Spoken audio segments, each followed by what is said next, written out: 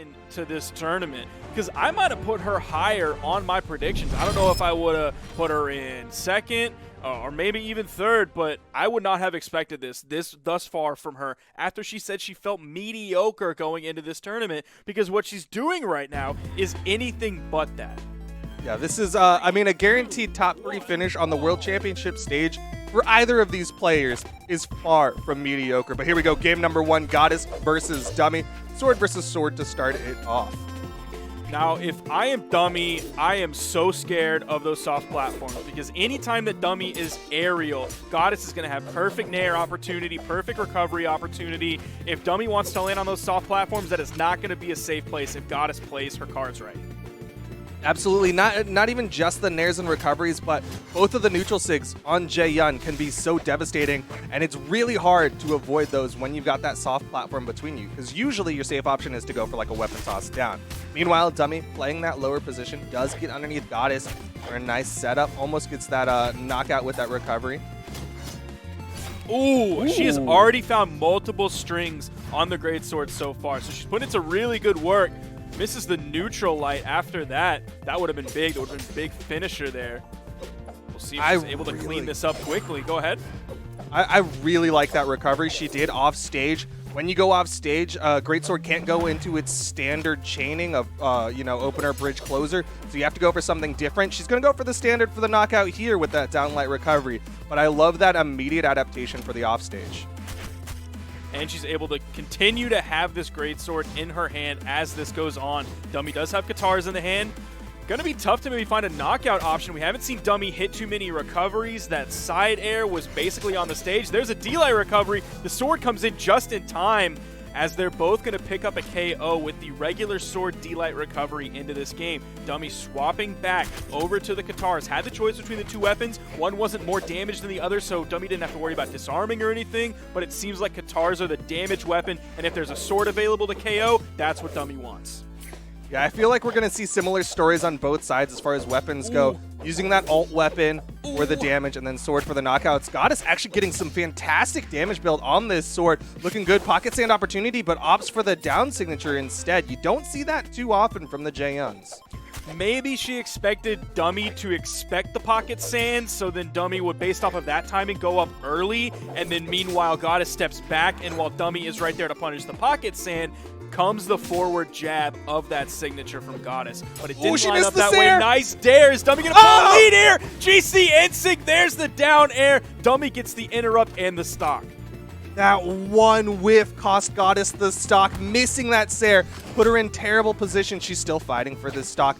Wants to get this even because this game 1 can be so crucial. The easy true combo, dare, nair, one of the first, that's one of your starter true combos for the Greatsword.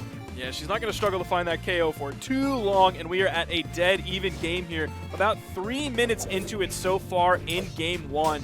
Oh, Dummy, possible big opportunity here. Oh, Goddess barely touches. Oh, that was so close to being so bad. Oh man, she is lucky she held on to her recovery and didn't get it stuffed out, because that would have been devastating. Still very much on the back foot here. Picks up another great sword, but has not been catching those dodges from Dummy. Oh, Goddess fighting her way back. It was looking like Dummy's game.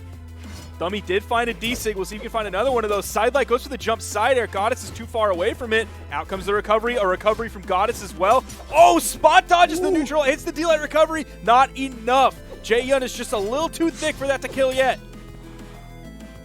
Just barely misses the downlight opener. Dummy high. Gets the recovery. Dummy on the back foot. No weapon in hand. Goddess tries to cover it, but Dummy picks up the Katars. I really thought that was going to KO. I thought that recovery was going to KO, man. Goddess still with it. Floating, going to the platform, dipping down, going for the recovery. Oh, it drops! Doesn't have the movement. Running out of movement. Got the touch. Doesn't hit the weapon toss. Dummy still finds the recovery. Game 1, a nail biter of a game 1 goes in favor of Dummy, the bottom seed in the tournament. And these are some big damage numbers coming out, but in a bad way. They're putting out 630 from Dummy to 613 from Goddess. That means Dummy has to average 210 damage per stock to get the KO. Similar kind of thing from Goddess, but it's just a little bit less at 204 1/3 repeating to get that KO. You turn red at 150. So those are very long stocks on both sides. Not necessarily a very good sign. At least it's on both sides, so it's not going to favor one player or the other, but still, that is rough to see. Yeah, that was definitely some stock extension on both sides. Neither one of them really getting those true combo finishers. I think we saw Dummy hit a downlight recovery, but other than that, we haven't seen a whole lot of those kind of more standardized finishers, which will be more beneficial for getting that stock earlier. Instead, you're seeing them scrap, trying to get that one wayward hit, that one kind of errant recovery to get that knockout, and that's why you see those stocks extended. But here we go, game number 2, Goddess versus Dummy, again with the juggles. No gravity cancel, neutral signature, or anything like that. Instead, Goddess was just looking for that damage. She does have really solid moments of sword damage, of sword buildup. We saw it in the last game. I think it was on the second stock, and it was really strong. We were expecting her to go maybe over to the great sword to build up the damage and then the sword to KO, but she opened up that stock so much and brought Dummy to orange. There's the pocket sand that you wanted earlier, so you can finish it up. Dodge comes through. Jumping high, covering the weapon. Dummy grabs it from seemingly across the world. You can reach real far for those weapon pickups. Goddess, again, not quite finding that side air. Doesn't hit the nair at the top of the map. The recovery will connect, and Goddess going to get that first stock. And then here we go, over to the greatsword. This is the damage build weapon. And this is actually a really good lead for Goddess. We could see her getting hit into the red, but she's still orange right now. That neutral light turned her red, so she's at about 150, 160 damage on this stock. So if you got to get to 210, she's got a way to go. This is actually a very solid lead for her. If the pace is anything like last game, nice string. Recovery just barely gets spot dodged through by Dummy. The grounded dare into the neutral light. Again, going for this resets. You're starting to see her connect a little bit more with those resets. It's where you're seeing that extra damage come out. She's getting dodges, but she's not quite finding too much after those dodges. We've seen her going for a lot of like grounded options. Like last time she went for the dare neutral light, and then she went for the side light right after that. But Dummy was way too high in the air, not even close for that side light to hit. So we'll see if she maybe goes for more aerial options. Maybe not going for the big greatsword grounded string that ends in a huge finisher, KOing an orange or anything like that, but just going out for maybe a nair, maybe trying to find a recovery or something like that. Oh, Dummy! Nice string, keeps it going. So much damage. Oh no! And the neutral sig. That's a stock immediately from Dummy, and he's gonna bring out the keytar. A little bit of early celebration as Dummy knows that winning this would put him up 2-0 over Goddess. Now, I did notice at the end of last game on that little graph that's in the bottom left-hand corner showing damage taken over time. Oh, gets the stock, deleting that dead even game. But Goddess didn't really spread out the damage that she takes very well. It was like a hefty first stock and a hefty third stock. But it was like kind of a, more damage coming up. Oh, yo, she's going to end this right here. Another Sair. Dummy still has movement, and he does get back up. But Goddess getting some good damage here. Ground pound connect. Still needs more. Doesn't hit the dare. Second dare, and Dummy is gone. Goddess going to put it at 1 apiece. You know, I was really waiting for the opportunity to talk about a sandwich with you, talking about that real bready sandwich, but Goddess is like, nah, that analogy out the window. Instead, it's greatsword time as we get ready to get into game number 3. No, and you definitely nailed it by calling it a bready sandwich. You got 2 big old thick pieces of sourdough, and then you got 1 piece of really thinly sliced ham. And who likes 1 piece of ham on that one? Who likes ham on a sandwich? Ew, yuck! Get that out of here. Turkey all the way, baby. Turkey definitely the better sandwich meat. But here we go, game number 3. Goddess gonna try to get this game in the bag, go up 2-1 over Dummy. Meanwhile, Dummy obviously fighting for the same. Has the guitars, has the greatsword, damage build time. One thing she was doing last game, though, and you definitely saw it on the final stock, was she was finding those string extensions where she gets 1 or 2 hits, gets the dodge, and then goes to work.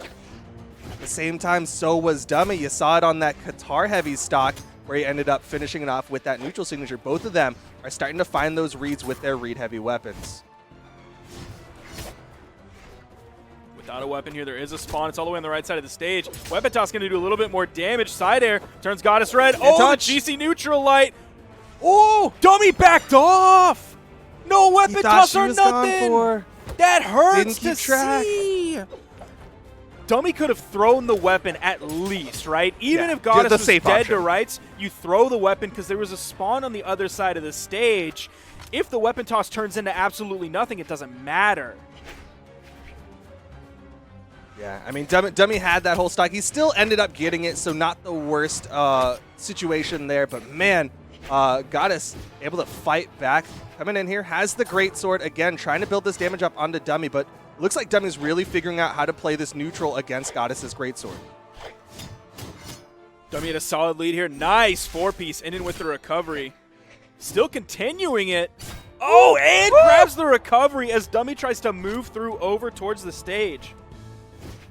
Really well done from Goddess with the greatsword, bringing herself right back into this one again. Oh, just going straight into the neutral signature on that one. Dummy trying to punish the aerial, but didn't quite find the recovery hit. Does punish the dash in from Goddess, though. Oh, no. Oh, no. Goddess. Oh, Goddess.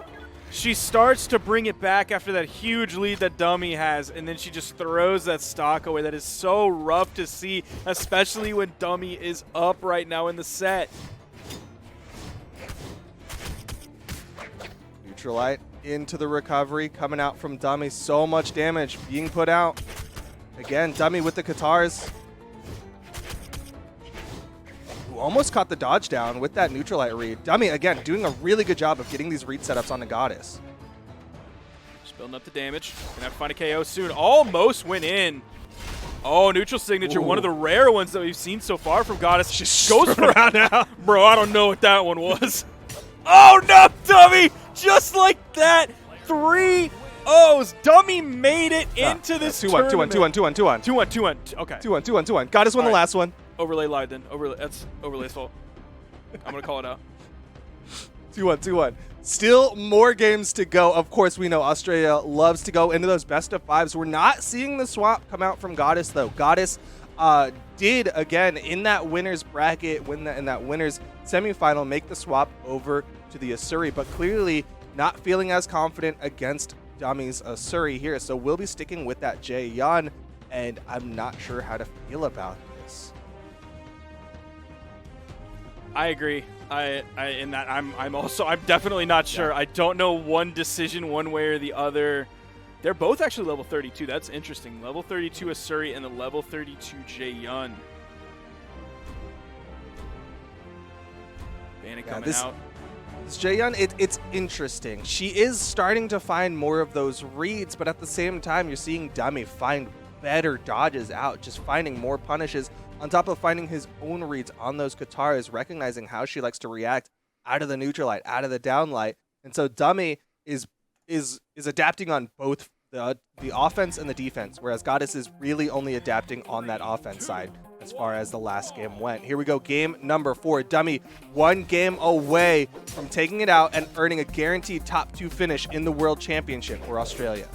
Dummy grabs first weapon, puts out a solid amount of damage, now over 50 on the stock. Goddess 1 or 2 more hits is going to be orange. She's trying to fight her way back in, sword v sword here. We are going back to the Dome, which is the map that Goddess won on previously, with a very definitive third or final stock from her. Definitely looked really good for Goddess on the Dome last time. The fake out ground pound onto the stage. Goddess recovering very high, burning a lot there. You saw her get grayed out. She was running out of movement options, but she still did find her footing, reset those jumps. Weapon toss to open up Dummy. Sword was just not working for her. Not sure if she wanted to pick that sword up or continue her unarmed string, but she does get to the weapon spawn on the right side soft platform.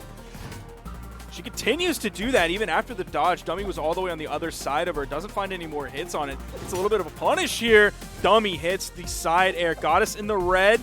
She chose to, like, wait. Yeah. On her I thought she was going to swing. Stayed low. Yeah, I did too.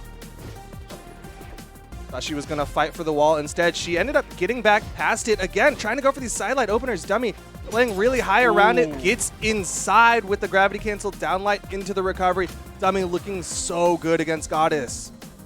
Now, one thing that we've seen people talk about a lot on Greatsword, especially on Twitter and especially in anger, is how often Greatsword can attack and still be safe on whiff. That's something that Goddess isn't doing very often. Look at the string from Dummy. Oh. He almost grabs that too.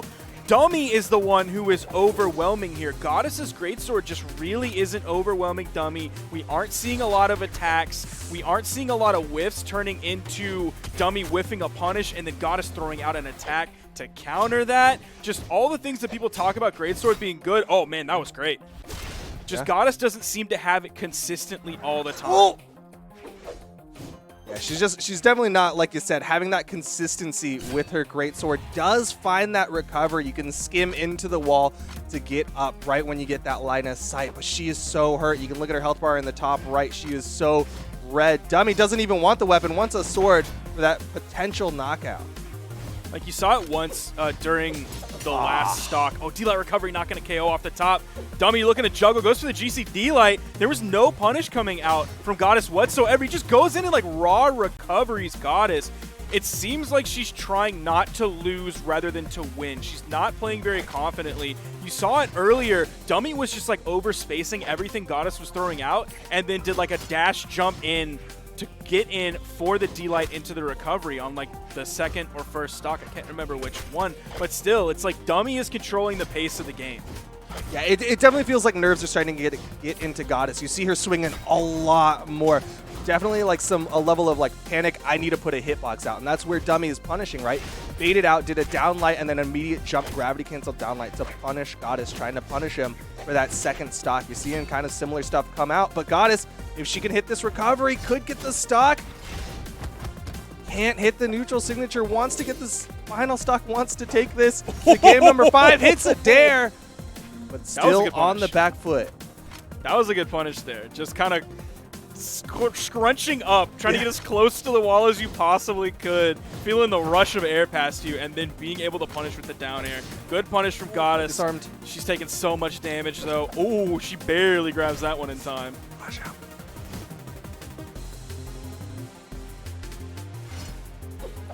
I don't know if she wanted to go for that dare. Or if she wanted the dare. She's probably looking for a dare. Honestly, that downlight was kind of clean, though, if it had worked. It was. She was It able really to get was. the setup. All right, all right. Oh, yo! 5-piece. Oh, doesn't hit the Sair. Dummy with full stage control, has the health advantage, doesn't need to play risky here. Goddess makes the high recovery, but Dummy with the gravity cancel downlight into the recovery is going to take it 3-1 over Goddess to earn his spot in the grand finals. Almost a huge comeback from Goddess in that game. A little bit heartbreaking for her, but Dummy is going to take the set 3-1. Like we were saying before, he qualified for this tournament by the skin of his teeth, coming in last seed in this, and now he finds himself deep in the bracket in the grand finals, waiting for the rest of the players to fight their way through. Dummy looking so incredibly good. Ignore the bracket. That's Dummy who's in the grand finals. I know the seeds, everyone expected Goddess. Well, not everyone, but looking at just that match, people would have expected Goddess the higher seed. But as we've seen today in Australia, seeds mean next to nothing. It's who came to play today, who is ready to play in that best of 5, and clearly Dummy was the one who was ready, has earned the spot in the grand finals to await the winner. And now we're going to go down to the losers bracket, where it is sink or swim. There are no more second chances here. Everyone who loses here knocked out of the tournament. Pressure's definitely going to be on both of these players. Now, Doggo has won a 1v1 tournament before. One of the few Australian players to ever win a 1v1 tournament. So definitely going to have some more experience with the high pressure of the high placements in a bracket. Shadow not quite as much, but still has very solid placements throughout his career. So definitely can feel that top 8 pressure, but that top 4, that possibly top 3, top 2, that grand finals reset pressure. We'll see if Shadow can even make it through this one against Doggo, against this Thor, this level 39 Thor against the level 37 Jaehyun. Yeah, lots of level 30-somethings here for the people who are sticking with their characters. Very cool to see, but here we go. Game number 1, Doggo, like you said, on the Thor. We did see Doggo make that swap over to the Fate, so there is that potential that Doggo's going to lean a little bit more towards the Orb characters. I think if he's going to go for the Orb heavy play, maybe think about picking up Petra. We've seen Petras have a lot of success in other regions throughout the 2020 year. Of course, that is completely dependent on how confident Doggo is with the gauntlets, but it's definitely some food for thought for those of you who are thinking about the orb. On the other side, Shadow, of course, with the JN. I don't think we've seen Shadow swap at all today. I don't think we have either, but going back to your previous point about the possible Petra pick coming out, Doggo does have a level 44 Petra, so that could be in the bag of tricks, but he did specifically mention just the Thor and the Fate. So I would actually like to see a possible Petra pick come out if it's clear that the Thor and the Fate are not working.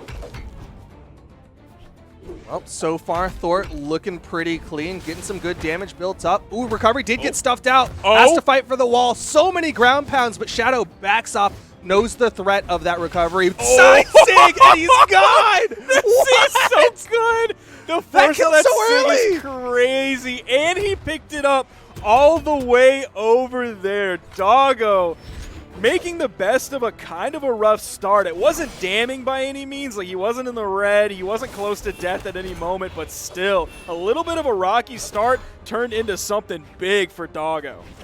And what a turnaround, but Shadow could get this one evened up. Three-piece gets the extra, doesn't lead for the knockout though, and Doggo going to take this opportunity. Was that a falling nair? I think it was. I was just mostly tilted that Doggo hit the stomp, completely stacked, and did a side air the other direction. That gave Shadow the perfect opportunity to punish. Yeah, I mean, I don't blame Doggo for going for that Sair, considering the closer kill box was to the right, but I think he should have kept in mind the damage that Shadow is at right now. Shadow taking the lead in the damage off the greatsword plays. Ooh, Doggo, based on this orb so far against the greatsword specifically, I am not wanting to see a Petra pick, hardly at all, because he is struggling to find any way in. Now he's disarmed. The neutral sig came out from Shadow. He's able to swap over back to the greatsword. Oh, doesn't quite get the neutral signature. Really good spot dodge from Doggo. Doggo avoiding these kill moves coming out from Shadow. Doesn't even want the weapon. Finally picks it up and then recognizes that recovery is coming out. Shadow again with the falling nair to take another stock off of Doggo. And what's funny is, like, you talked about how Doggo's orb was just not really working against Shadow. If you go and talk to most of the greatsword players out there, like right when greatsword came out, right when like the greatsword Discord was starting to spin up, they were all like, orb is so good. That 45, those aerial dares are so strong. Even just in general, orb is still very highly thought of. Even though you don't see too much of it in tournament, a lot of very high-ranking players do still have a very solid opinion of it. Oh, nice little backstep, and still continues it. Doggo really struggling against this greatsword. Yeah, Shadow is just hitting those reads, but a nice setup from Doggo, and the ground pound. Is Shadow gone? Shadow can't touch? How Doggo is like stealing stocks. And that was like an almost completely point-blank ground pound, too. I can't believe that ended up hitting. Here you see the beginning. You're talking about theft. You're about to see it right now. And this is definitely theft over 1,000. It becomes a federal crime when you KO someone like that. Oh my goodness. And I'm almost upset that they're so eager to go into this next one, because I want to see the graphs, because Doggo was getting these stocks so early. Look at even this one, this third stock, just that single ground pound before Shadow could get back to the wall. But they're ready. They're banning out maps. Small Brawlhalla still on the board. Shadow leaving it there, despite the fact that we've seen Thor side signatures kill incredibly early on Small Brawlhalla, but it looks like it's going to be APOC for game number 2. Going into this, we are seeing a defense stance from Doggo's Thor and a strength stance from this Jae Yun from Shadow. So maybe giving him a little bit more mustard there to KO with those neutral airs off the top. Seems like that seems to be one of his more favored KO options. A lot of greatsword players love the recovery, but maybe Shadow is feeling a little bit more confident with the neutral air. Doesn't have quite as beefy of a startup. Yeah, it's definitely the safer of the two kind of like vertical aerial options. Oh my goodness. Shadow really utilizing that soft platform. Doggo does eventually get Shadow back onto the stage, onto the ground for some damage build. Shadow has a weapon of his own. A little bit surprised that stomp side air from Doggo ended up hitting. Oh, the 45-degree angle behind Still gets picked up by that hammer. Nair. Oh, D-Light Dare after 2 side airs. Shadow finding some good damage here, keeping it even, but just a raw jump side air as Shadow moves over to grab the weapon spawn. Ground pound comes in, almost gets the Dare. A little bit too far to the left. Is it from Shadow with the Nair. Doggo, again, struggling against this greatsword of Shadow, does avoid the dodge-in read from Shadow. You did see him change it up there, because before he went with the sidelight Nair, that ended up hitting. This time he went for the sidelight inlight in case Doggo stayed down. The backside of the neutral air still not quite enough to kill yet. The recovery still not enough to kill yet. This is why Doggo chooses defense stance. Stomp side air. No weapon toss coming out. There is no spawn for Doggo to pick up. The edge of the twister barely picks him up there. But damage is done. Still opportunity for Doggo. Next weapon will be that hammer. Instead throws out a side light, and Shadow starting to get this damage built up. A neutral light is gonna KO too. That's a lot of damage put out onto Shadow. A very big departure from game number 1. And Shadow almost snuck that weapon right out from under Doggo after he threw the weapon away, threw that hammer away. Orb in hand now, not having to fight against the greatsword just yet, was fighting against the sword. Sword thrown away, in comes the greatsword, and we are already seeing damage coming out. 4 hits, there goes the Dare. Tries to get the neutral signature. Sidelight, oh my gosh, he still keeps it going. Didn't go for a finisher there, so he didn't get any huge force stomp, but still, so much damage is done. Doggo is in the red. Doggo keeping it going though. The orb pressure might be too much. Ooh. Avoided the side sig. Again, Shadow in this spot where he's looking for these knockout moves, and he starts throwing them out, and Doggo just avoids all of them. And it ends up falling down to a neutral air, but Doggo's the one hitting the neutral airs onto Shadow right now. Doggo's looking for the KO moves. It's a down air. Whiffed one before. He was going for stomps as well, but he found that down air just like 1 jump height up, putting him in a decent spot going into Shadow's final stock. It is a sword here, so he doesn't have to worry quite as hard about the big damage buildup that greatsword has. Look at this pressure he's putting out on Shadow. A much more confident Doggo here. Yeah, Doggo with that extra stock looking so different than that first initial start of this one. Throws out the side signature, goes for the weapon toss, but Shadow already connecting on to Doggo. Shadow needs to play this stock perfectly. He has the greatsword in hand, has that potential. And the most important thing in this game so far, don't really know what that one was. That was a little bit of a Doggo gambit that did not pay off. Stomp side air though might lead to the KO option. The weapon toss isn't even necessary. Doggo is going to take game 2, and if you're a Doggo fan, the most important thing to take away from that game, other than a Doggo dub, is that Doggo didn't have to rely on stealing stocks, absolutely getting very lucky or very gutsy in some cases. Just a great game overall from Doggo. Yeah, that was a very solid game from Doggo. Down to the last 3 maps, and it's going to be Small Mammoth Fortress for game number 3. Doggo showing that he can kind of win in almost all aspects of this one. Can win in the offstage insanity, can ultimately win out in some more standard neutral play. I think the only place where Shadow was starting to find that edge is when it came to having those greatsword extensions. We were seeing Shadow, I want to say, hit on average 4 to 5 moves. Those Gala colors look so good on that Thor skin. Oh yeah. It is unreal how good they look. Doggo is going to have to open up this game playing Orb into Greatsword. We'll see if he can find some of that confidence from before. Gets a nice 3-hit, started off with that neutral light. Floating a lot, but not getting hit by too many of the ground and movement options that Shadow's throwing out. Now swapping over to the hammer, goes for GC side signature. A lot of whiff moves coming out. Oh, the Dare. Oh, the Dare train. Turn around. And Shadow's gone! And Shadow, I'm sure Shadow was feeling real good, hitting dare after dare after dare, but one turnaround, and Shadow had burned all this movement hitting those dares and didn't have the movement to get back up. Doggo straight up said, Lord forgive me, but I'm going to have to go back to my old ways. And he has put on the mask. He is back to thieving, baby. Stealing stocks, yoinking them with the hammers, but a nice read from Shadow with the down signature to get the stock evener. Again, going to be sticking with the greatsword, just juggling to delay the weapon spawns.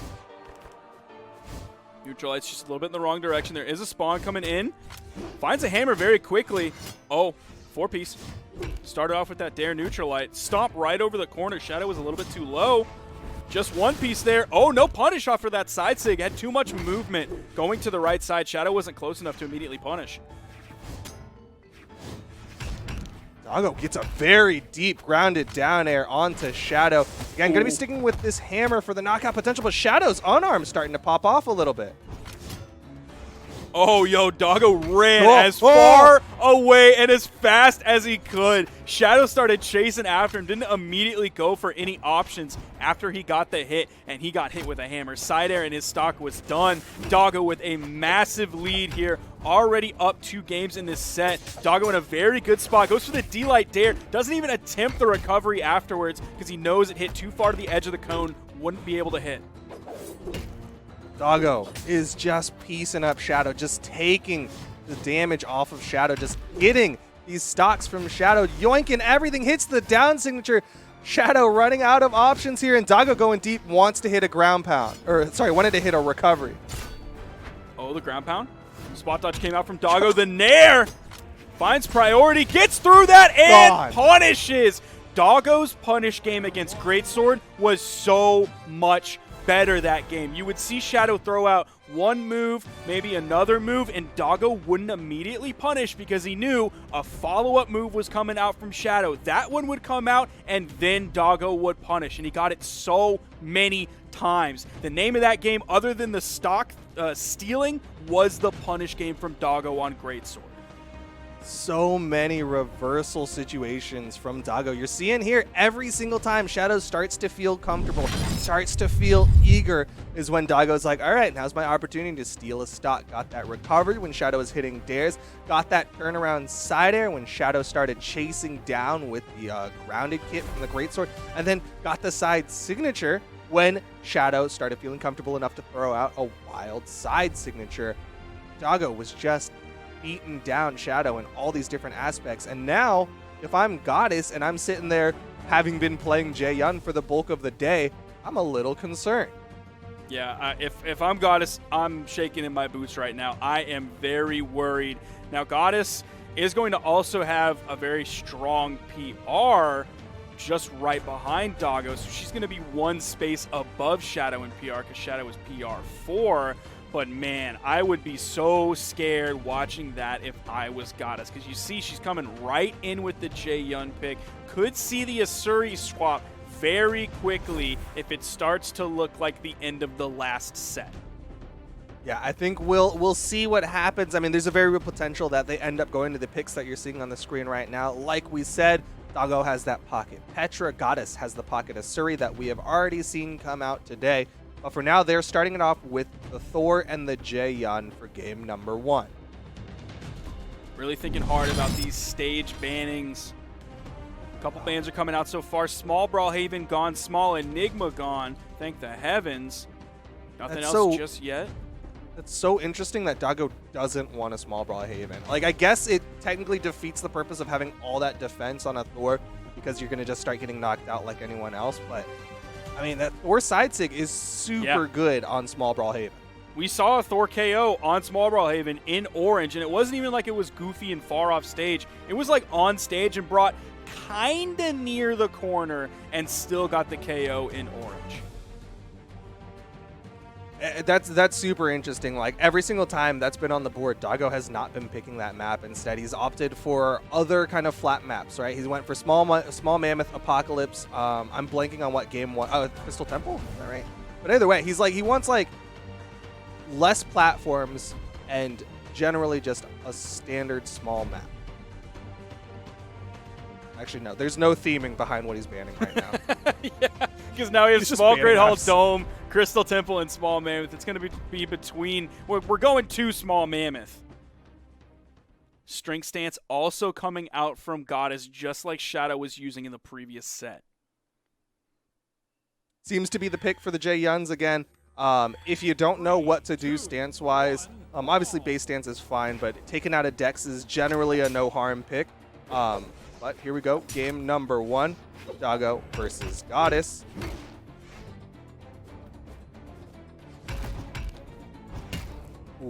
hits. Goddess not finding any response. Does find a response with the side air finally, but Doggo immediately back at that, swinging on Goddess. Oh, she's gone. That was a very quick stock.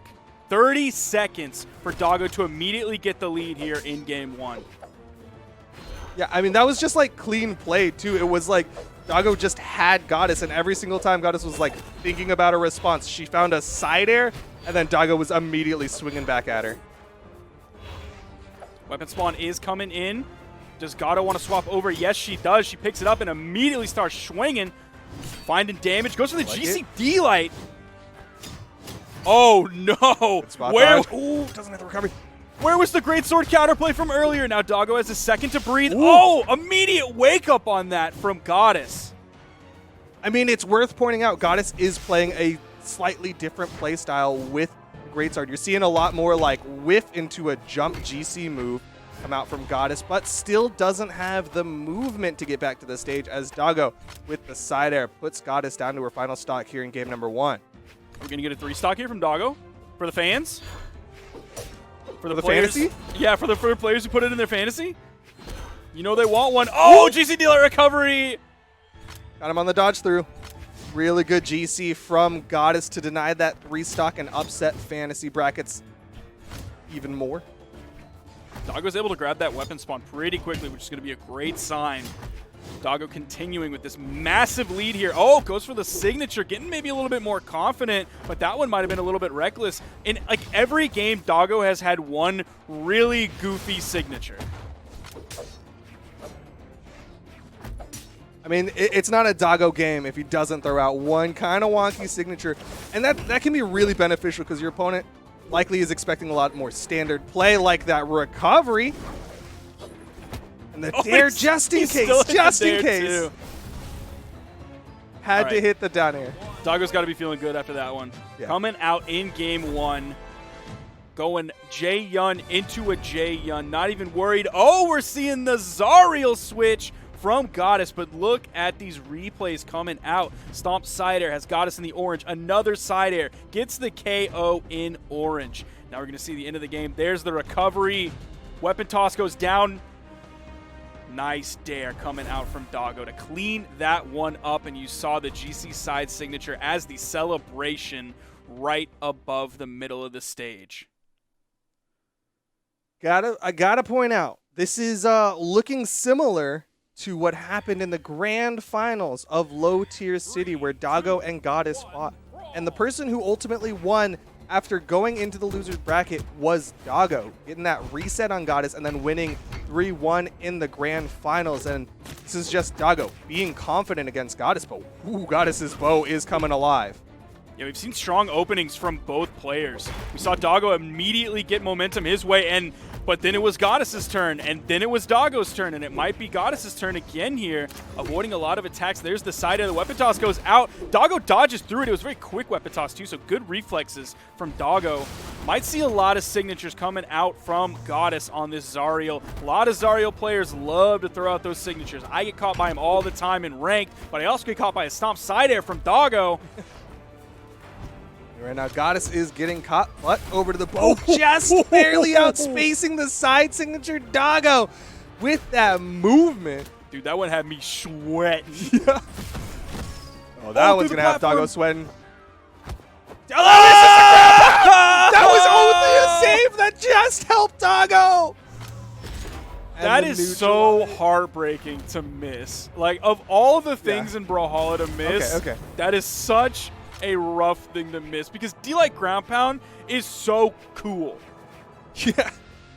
It's so satisfying to hit. You know that you've got their movement, you hit the downlight, and you just miss input. You know what? It's the World Championship stage. Miss inputs are gonna happen, but Doggo not miss inputting that side air, throws away the hammer, and is gonna be sticking with the orb for the second stocks. And you see players miss that all the time. Like, the best players in the world will sometimes miss a D-Light ground pound. It happens. Doggo looking pretty confident, continuing to chase that all the way off the stage, despite being just a little bit behind here. This Zariel switch looking pretty good for Goddess so far. Doggo really taking his time, not swinging on the gauntlets of Goddess. It's a sidelight. Very patient from Goddess. Doggo starting to struggle against these gauntlets from Goddess. She's going to go back to the middle of the stage, grab the weapon, goes for the sidelight into the side sig. Doggo dipping down, jumps above the sidelight that came out from Doggo. Oh. Man, Goddess is so close to hitting a bunch of different side signatures. These signatures are so incredibly close, and they know they'll knock out if they hit. Offstage opportunity. Doggo gets the corner. The neutral light puts Goddess off stage. Doggo was ready to go in on that too. He got the dodge with the weapon toss, and you saw him immediately go down, but Goddess ended up recovering high, far enough away from Doggo that even without a dodge, it wasn't a problem. Bow side air to get the KO. It took a lot of damage, and Goddess isn't nearly as far ahead now as she was just a little bit ago, but still does have the lead. Sidelight, side air, does disarm. Oh, yo. A little bit of a save. Doesn't matter. It's all good damage, and Goddess still sitting on the second stock. Oh, yo, she got it. She got it. That time, she got that one. Yeah, that's just for confidence. You're like, all right, I know I can hit it. I know I can hit it. Getting this damage built up onto Doggo, not even caring about the weapons. Oh, no. I don't like that. All right, there's a stock. Doggo finally finds it. A little bit of a celebratory N-Sig, but needs to deny weapons. Yep, there you go. And sticking with the orb. Trying to stay far away from Doggo. She moves in, and in comes the weapon spawn. She's able to grab it. There's the sidelight. No side signature afterwards. She just goes for the dash jump side air. Another sidelight. Now the immediate jump side air. Doesn't even wait for it. Toss opens up. Different orb. Spot dodges through. She just needs to hold it just a little bit. Oh, goes for the high option. How is Doggo dodging through some of these? Why would you do that? There's the recovery. Just needs maybe one more of those. Just has to hit a D-light into the recovery. Going off stage. Doggo getting eager. Burned his recovery, and Goddess with the clean down air. Going to take game number 2. And we're going right into it. We're now tied 1-1 in the set. Just like you would expect from a Zariel player. A lot of signatures coming out, and a lot of them didn't get punished. That's why Zariel players love to use them. They can be tough to punish with all the movement they have in their kit. Lots of good priority on some of those moves. But you're also seeing Doggo didn't get hit by too many of those signatures. Of course, there was that side signature to finish off the first stock. But for the most part, those both side signatures were just not hitting. And they weren't all missing in the exact same way where Goddess can be like, oh, I know that all I need to do is like dash before I do my side signature next time. Instead, Doggo's really changing up. He'll outspace it. He'll spot dodge inside of it. He'll just kind of jump over it. He's doing a really good job of avoiding those signatures. Nice read on that. Neutral light into the D-Sig. Oh, Goddess finding some good damage, though. Now has the lead here early on. Forcing Doggo over to the edge, letting him recover just a little bit. Looking to zone out with those jumping side airs to send over back to the wall. Just threw it into the N-Sig. That one actually didn't hit true. Instead, Goddess kind of drifted into that one. And we've now seen Doggo with 2 signature reads. Neutral light into the D-Sig and stomp into the N-Sig. Oh, he's waiting. Yep. Sidelight, side air. Doggo getting the first stock. Switching it up. Going for the hammer. Very patient and clean first stock from Doggo. Yeah, I think you saw a little bit of like Doggo ego come out in that second game where he was like, you know what, I played incredibly well in game number 1. I just got to keep pushing this aggression. And you started to see it fall apart against Goddess, who had some equally strong aggression. Doggo's whiff punishes are also really good this game. He's not necessarily being the initiator in a lot of these circumstances. It seems like he's waiting for Goddess to maybe get a little bit hasty, and then she is the first one to throw out the attack, so she will make the mistake first based on his movement, his dodging, his tendencies, everything like that. She does end up getting the first stock, finishing that one off with a recovery. Again, she attempts to put pressure over onto the wall, and Doggo just disengages. Goes back to the main platform, even though he's at a huge health lead right now. He's definitely playing this one a lot safer. Doesn't want to over-aggress, makes some mistakes, but then he throws out the raw side signature in the middle of the map, and Goddess going to get a double punish. There's the double side light, but still, he's got that defense. He can afford to make some of these wonky sig plays. I'm telling you, every game has a goofy Doggo sig where he just throws one out raw.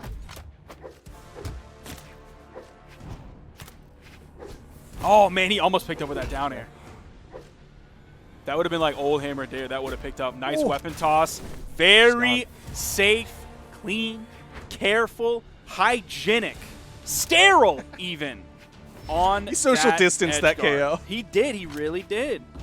And it's so, like, not to harp on, like, such a small thing, but if you go back and watch the other edge guards from him, he'll fast fall and go for a recovery. That time he was like, I'm going to play it safe. I'm going to hit the weapon toss. Man, he's kind of wild on the offstage, though. He was really confident that he was going to have iframes for that, and I was not that confident. But Doggo, he's won a tournament. He knows better than I do.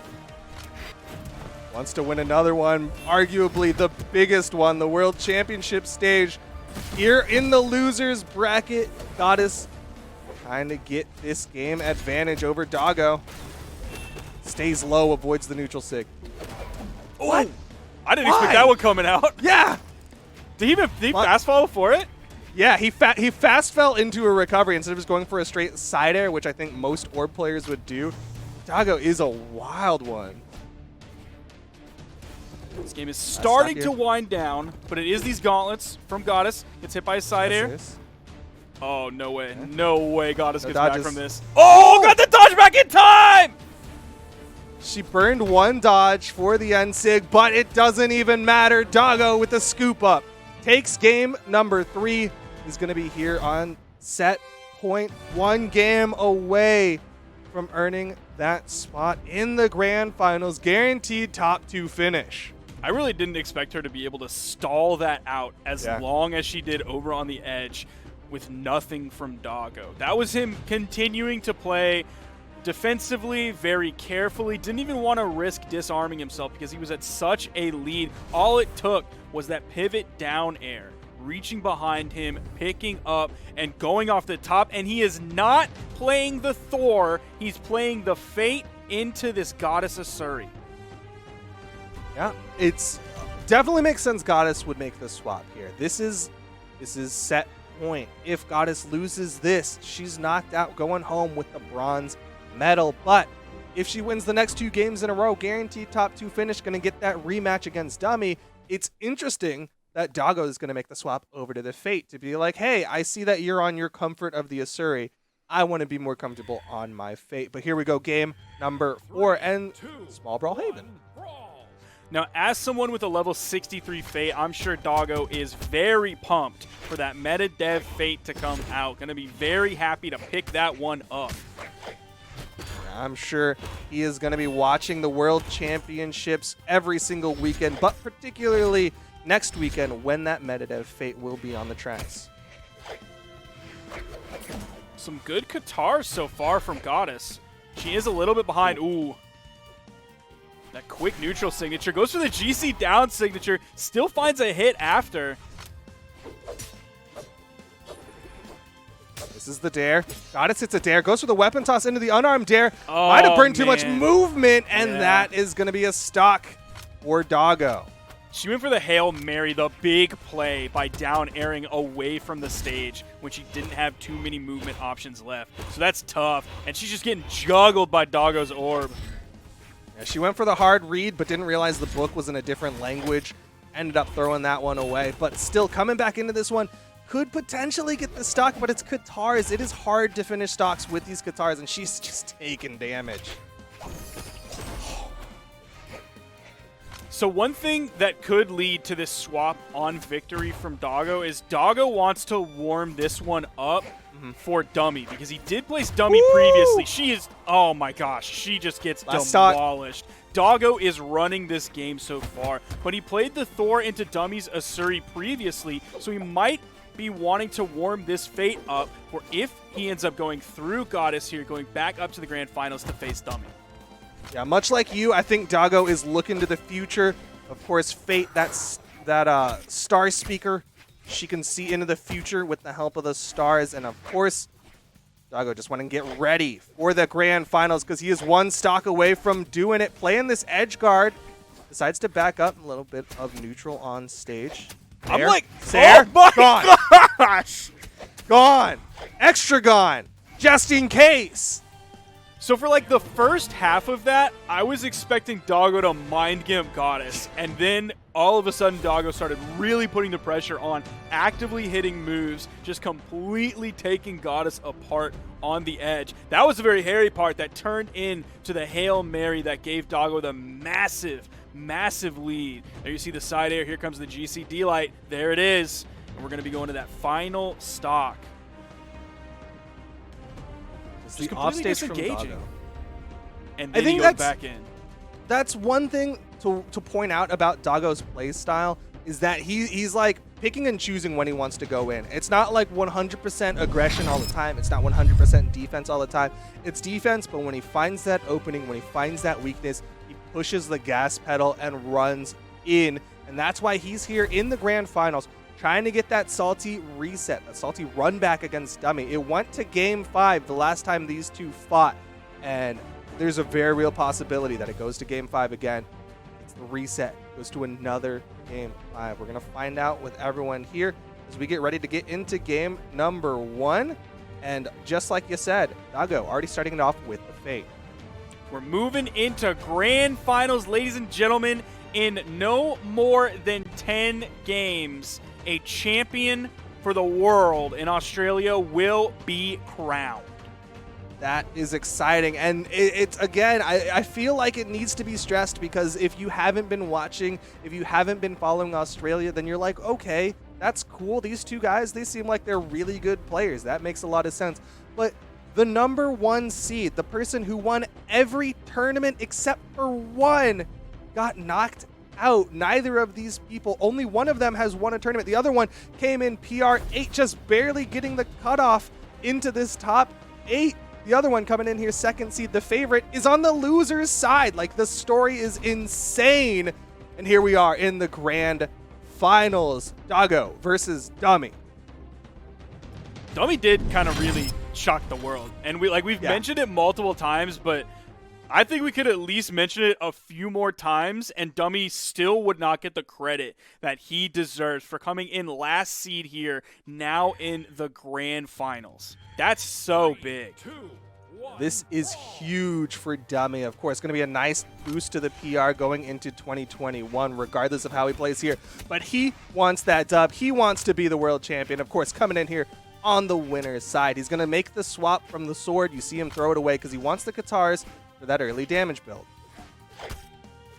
So not only did Doggo get a chance to warm up this Fate, a new character that Dummy really hasn't played against, but now Doggo gets the option to go against a Suri, a character that he just played against. And Doggo kind of had that in one of the previous sets as well, jumping from Jae-Yun to Jae-Yun, now jumping from a Suri to a Suri. Shoutouts to Goddess for helping Doggo warm up a little bit, like using that last game. What a teammate. What a homie. True. That is, Goddess can take credit. Yeah. If Doggo wins this, Goddess can take credit for the victory. Ooh. Missed the N-Sig, though. Into the offstage, hitting the recovery. Doesn't hit the ground pound, though. Dummy going to fight for it. Sometimes you got to scrap for that wall touch, and Dummy scrapping, hitting that recovery. Doggo coming out so far with a solid lead. Dodging right through that. We're over a minute into this game, and no stock has been taken on small Brawlhaven just yet.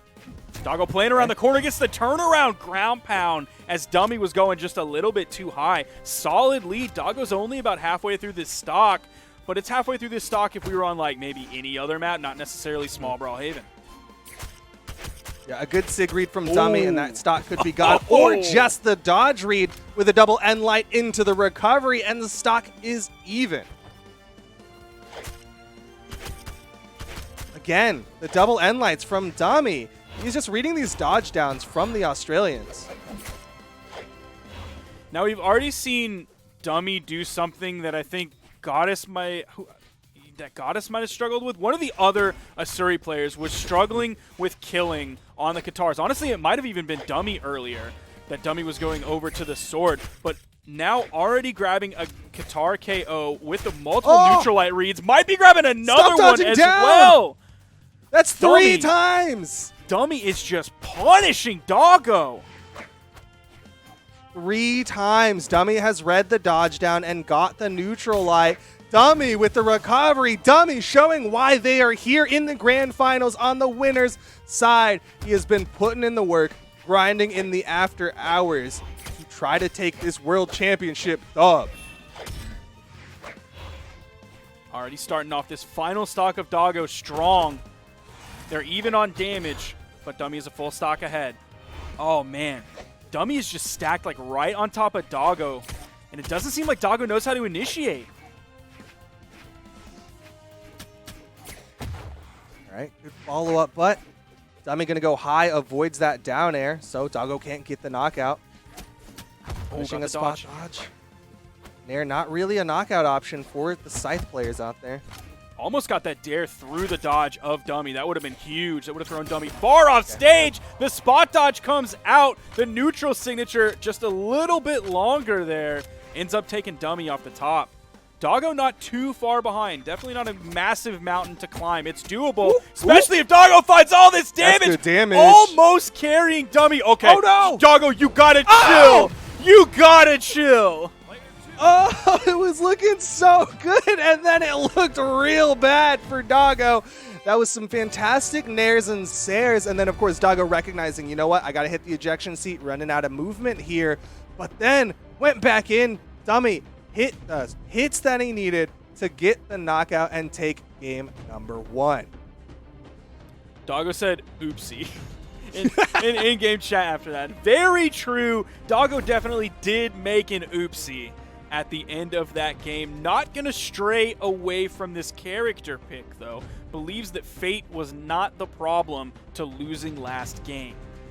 Yeah, the Fate looked really solid for the most part. Of course, a couple of missteps here and there, but when he started to find that momentum with the Scythe, you're seeing some really good stuff come out from Doggo.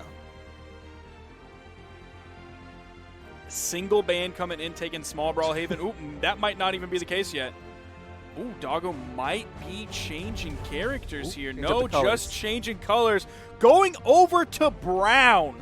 I don't know when the last time I saw a character in the brown color scheme. Not a very popular one, but it does have some hits. Frax? Is Poop Frax like the last time? It's not. It's sexual chocolate Frax. It's totally different. I don't know why you're calling it poop. Poop can be green. Do you call the green color scheme poop? Well, chocolate could be a lot of colors too. Exactly. So is the white color scheme poop? No, because if anything, it's white chocolate. Brown it's the poop color scheme. For Frax specifically. A lot of different colors of poop. Yeah, you're right. We'll have an in-depth discussion about all of the various colors of poop later. But for now, we're here in game number 2, Doggo versus Dummy. And of course, Doggo making that swap in colors. Sometimes that color swap is the emotional change that players need. But for now, Dummy's got kind of that color advantage. This black color scheme can be very hard to see on a stage like Demon Island. I just want Photo to know that Duke was the one who brought up feces and not me. So that is on him. Oh. Dodge down, this time avoiding the end sig. Doggo still getting the brunt of the damage, though. Oh, man. Dummy picks up the weapon spawn first. Gets over, hits the neutral light as well. Oh, there's another weapon spawn. Dummy's going to control it. Doesn't pick the sword up, so completely disarmed now. Spy goes right to Dummy. Oh, no. Never lucky. Dummy with complete weapon advantage. Has everything that he wants, has the sword. All he needs is a downlight and could get this stock, but Doggo finally finds the weapon pickup. Still needs to get more damage onto Dummy, though. That was like 30 to 45 seconds that Doggo did not have a weapon. Still has Dummy in the red, so not a bad spot whatsoever, despite having not optimal damage output. Weapon toss goes high. Oh, no. Dummy's going to turn around, hit the side air. Even if Dummy didn't hit the side air there, he was closer towards the middle of the stage, so he had the option to continue to strip the field. Definitely had stage control, even without hitting the side air. Ooh. There, gravity cancel D-Light into the recovery coming out from Dummy. Dummy's sword really starting to come alive. Dummy just keeps leveling up as these games progress. Doggo Gonna need more than a Sarah's Oh! Dummy with the punish. Another one, and Dummy is gonna basically guarantee game number 2 unless Doggo gets something huge. That first ground pound was so cool. It was really clean. All right. Gonna get the stock. Still, stock advantage to Dummy, of course, coming in with a fresh stock. Doggo already taking damage on that last one.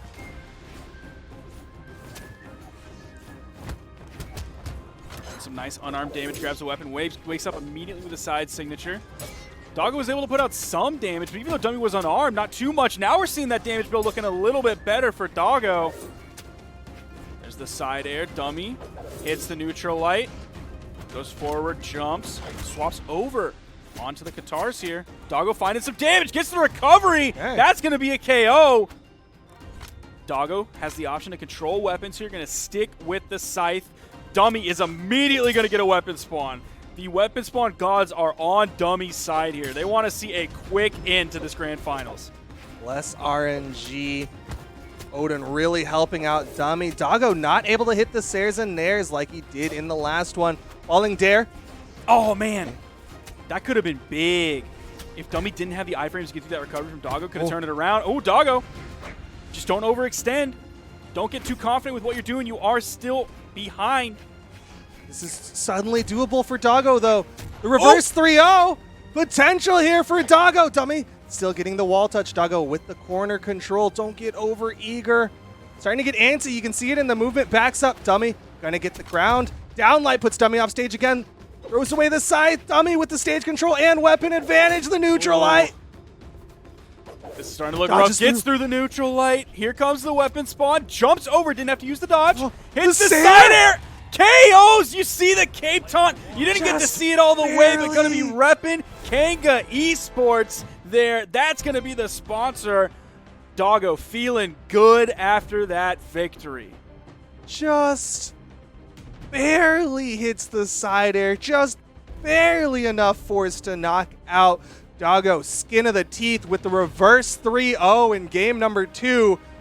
And now Doggo still looking like a huge trek ahead because, again, coming in here, loser's bracket in a double elimination, has to beat Dummy 2 more times for that reset. We've seen Doggo do it once before, the last time Doggo won a tournament, Low Tier City, but can they do it again? Now, you did mention that sort of jittery movement towards the end. That might not actually be nerves. It's quite possible that it is, but if you look, Doggo's going into the movement speed stance, so that could be just the way that Doggo wants to play this. You see that screaming red hair. You see him screaming all over the map, going left and right. That jittery movement towards the end, just kind of shaking up Dummy a little bit. Yeah, I mean, it definitely worked really, really well against the Jae-Yuns out there, right? Like, that movement that really baited out a lot of moves from the opponents. But I'm not seeing Dummy fall for those same, like, movement traps where you panic attack thinking the opponent is making an approach. Instead, Dummy is playing very smart, getting a lot of openers, and then getting those neutral lights, and then punishing these dodge outs from Doggo. But it's like Doggo going to make a swap. Changing up the color scheme again.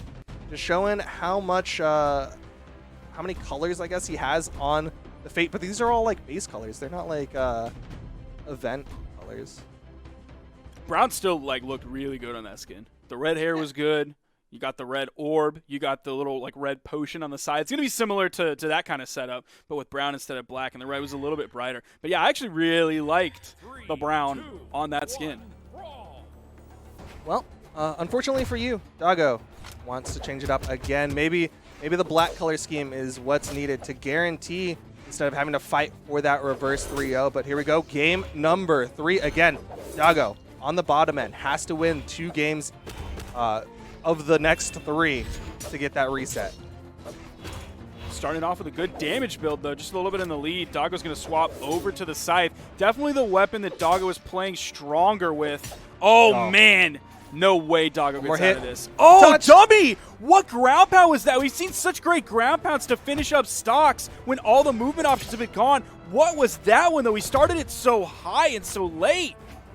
I mean, he was trying to bait out, like, wait for Doggo to use all of that movement before throwing out the ground pound, and I guess just kind of ran out of options there, threw out the panic ground pound, hoping Doggo will make a mistake, but still finds the downlight recovery for a stock advantage to Dummy.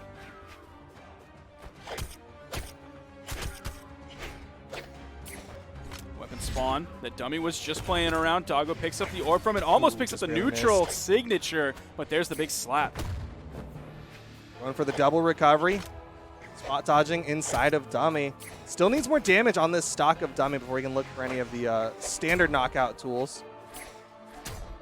Back-to-back side airs. Send it to the left and send it to the right. Being careful. You're seeing that movement on the edge. I think that's just the Doggo tech. Just getting antsy, wants to stay warm. Hits the gravity cancel downlight to get the stock evener. Still a little bit behind, but we've seen Doggo's Scythe do much better than this.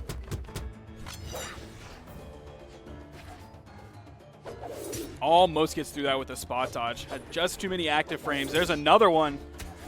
Dummy's building up the damage with it. It's not a massive damage build. It's not super quick.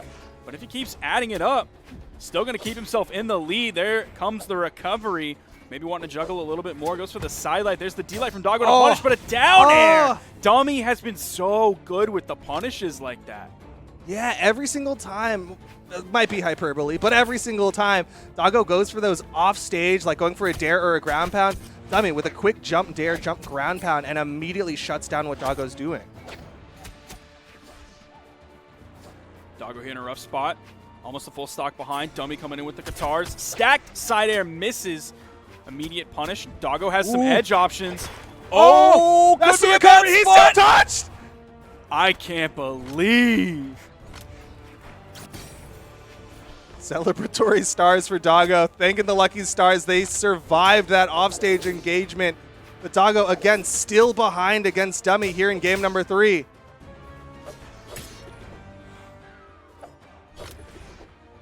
Again, out comes the Scythe. Doggo's much stronger weapon. The neutral, I can send Doggo over to the edge. There's the recovery. One more. He wants it real bad. Doesn't want any more of the Scythe damage to come out from Doggo.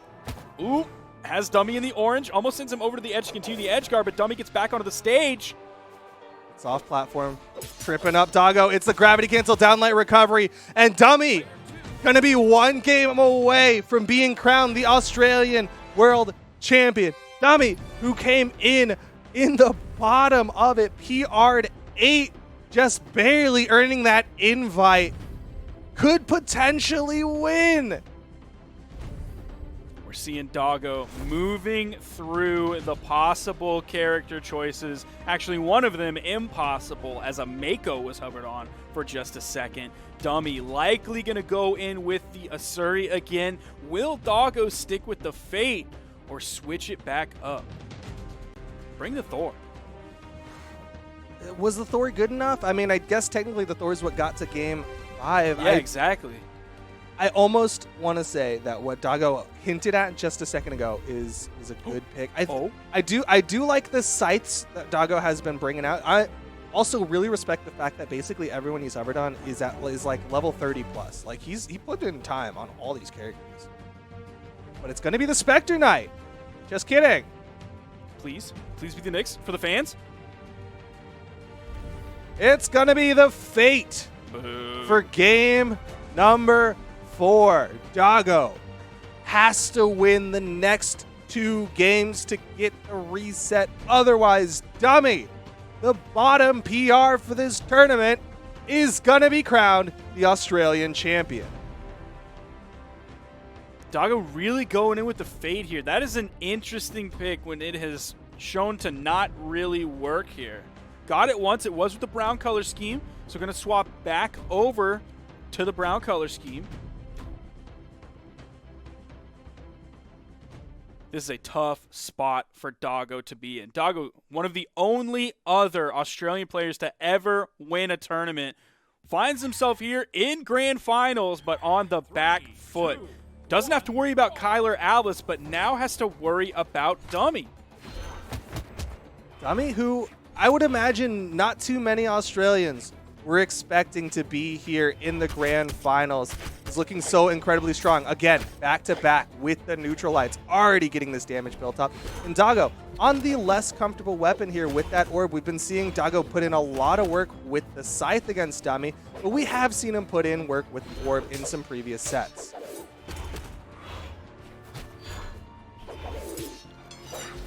Finish.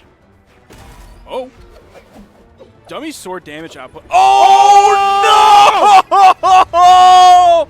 That is so unlucky. The Cape Taunt coming out. Oh, man. I can't believe Dummy got caught under the stage with the recovery. Feeling like a real his name right now. Getting caught off stage, bonking his head on that corner. Doggo. Hope is alive for Doggo to get that game 5. You think Dummy poisoned Kyler? Probably not, right? Nah, probably not. Probably not. I do. Kyler blames it on his family. I don't know. Maybe it's like the South Americans, where like everyone's family, and there's a lot of people are brothers of each other. But I don't think that Dummy poisoned Kyler. No. Ooh, goes to the neutral sig. Immediately gets punished by the recovery from Dummy. Keeping the damage up. Ooh. Might find himself Stuffed even out. here. The side air This turns isn't good. Dummy red. Is there going to be a weapon toss into a pickup? There is the weapon toss into the pickup. It's Guitars coming out. Just gets a falling there. Backing up just a little bit. Being very careful. Doesn't want to get caught by a sidelight side air. See, the sidelight comes out and Dummy's ready for it. He gets the punish. Sidelight side air does connect Dummy. Has the health to avoid the knockout. The down air for Doggo.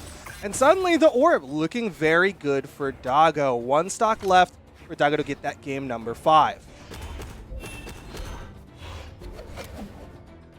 But the crazy thing is how close this still is. Yeah.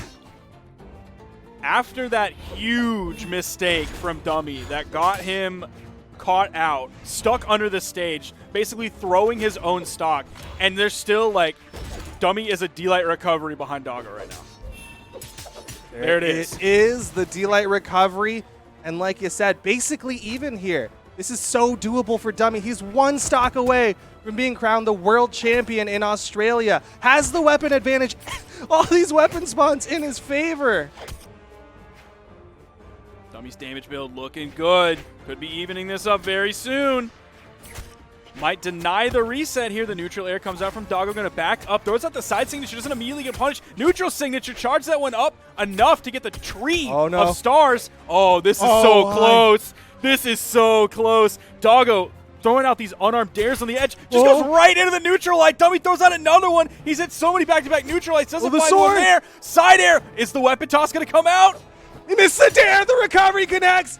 Dummy just needs the recovery. The side air could almost do it. One more side air, one more down air, one more recovery. Dummy is the world champion for Australia. 624 damage that game. Took a little bit to take out Doggo, but after basically throwing away a stock, Dummy still comes out on top. That is PR8 taking out PR2 in the Australian World Championships. Come on, man, that's crazy. That is absolutely insane. The World Championship stage is something we've been talking about across the month, is that hunger from players and the ones who have been grinding, the ones who have been fighting, the ones who have been wanting that top spot. And it shows that Dummy came to play, going to be crowned the world champion for Australia.